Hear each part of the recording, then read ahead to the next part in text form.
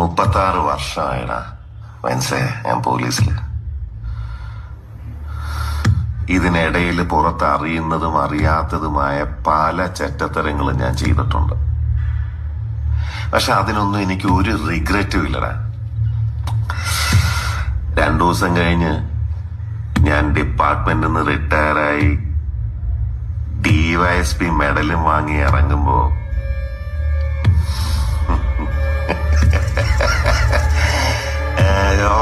പഴയ George sir തന്നെയാണ്.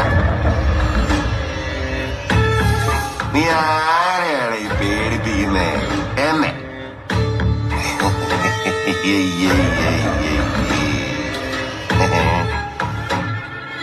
നിന്നെ കാണാൻ ജോർജ് സാർ ഇവിടെ വന്നിട്ടുണ്ട്.